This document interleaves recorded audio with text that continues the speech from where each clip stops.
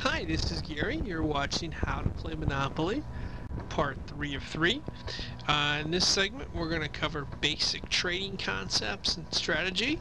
We're going to go over the concepts, and then we're going to give one live in-game example that might take some time, explaining how we go about processing those trades.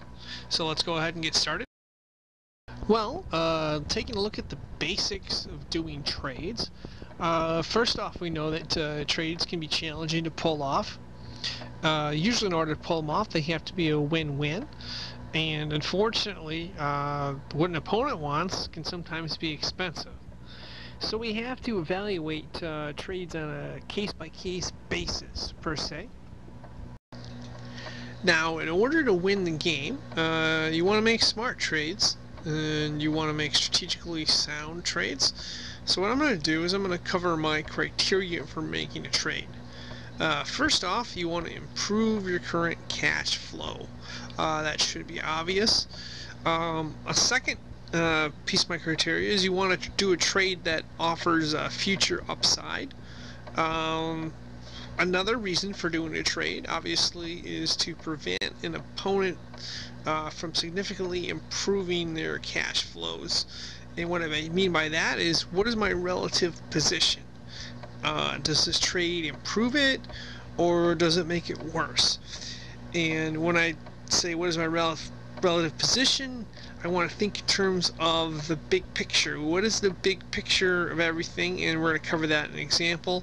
But one example might be I do a trade because I want to block a color group, and that's going back to the point of what is my relative position compared to my opponents in the game. That's a key question we have to ask, and it's going to differ based on how your opponents play and stuff like that.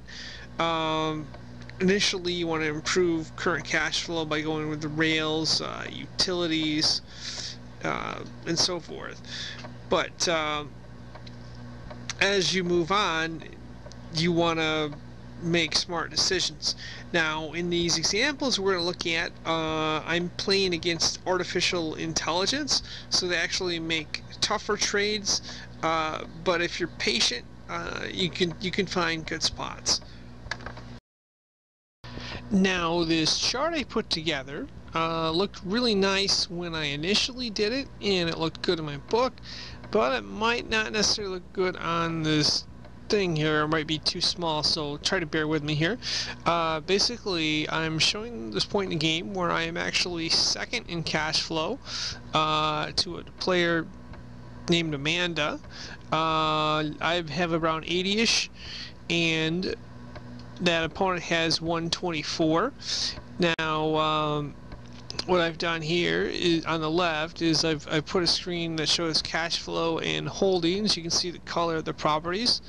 Essentially, what I've done strategy-wise is I have acquired one of each property group. While it's horrible cash flow for me, it blocks my opponents from significantly increasing their cash flow by completing a set of a color group, and then they can build houses or hotels. So that's the essential strategy behind that there.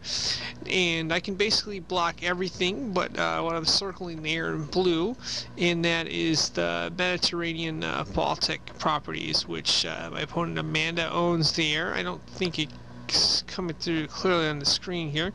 I'm going to zoom in there. You can see I'm second with 81.15 in cash flow. Amanda's first. Her expected cash flow is 124.31. Now that's per turn. So when your opponents are moving, that's what you're expected to get cash-wise from your properties and stuff. And basically, the blue I've highlighted here is blocking.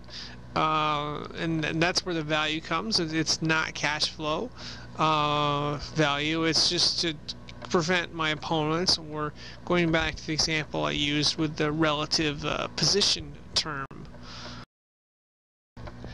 Now, as we move on here, there's no trades that transpire.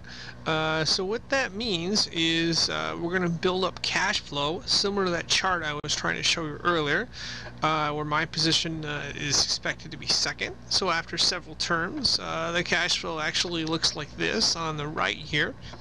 And you can see the arrows pointing down here. I'm not sure if you can see the numbers, but what I'm going to show you is the plus minus. I'm actually plus 1273, and most of my opponents have increased their cash position as well. Amanda actually increased hers the most. She increased hers by over 2,000, and one of my opponents actually lost, you know, due to variance and so forth. As the game moves on, I finally get a trade offer from Jeeves. Jeeves wants to trade for Park Place. Well, I don't like terms, so I make a counter offer that gives me potential to match his cash flow, and I've highlighted the cash flow on the right there. Now, as you see with Broadway Park Place, I'm giving up 657 in cash flow, and Jeeves is going to get 727.73, and that number is factored in by the number of players and how much cash flow Jeeves would receive if he puts 2 hotels on there. And then there's 2 properties that Jeeves has given up, which only amounts to 253 and 152 in cash flow. But if I put hotels on those properties, that could be quite a significant cash flow for me of 321 and 497. So overall, I'm getting good cash flow there. Now the question is, will that work? And Jeeves doesn't like that, so Jeeves counters me by asking for 2280 cash and a utility property on top of that. And I think it over for a bit, and I decide that I can't do it. And the reason I can't do it, even though I want to get the game moving, is essentially these 2 cash flows that I've highlighted right there, the 321 and the 497, I cannot realize those because I don't have enough cash to build a house, to build houses, to build a hotel on the property. So I have to reject the offer from Jeeves and continue grinding. After several more turns of grinding, the cash positions start to look like this due to cash flow. You can see the blue arrows there. Those are the ones that went significantly up. The red arrows are kind of like flat or stayed the same. For red arrows pointing down, their cash flow went a little bit down, and this is similar to the chart I tried to show earlier that was a little bit small. Basically my cash position is improved to about 4K, and it's not the best, but I'm in competitive position because I have cash flow coming in from my property holdings.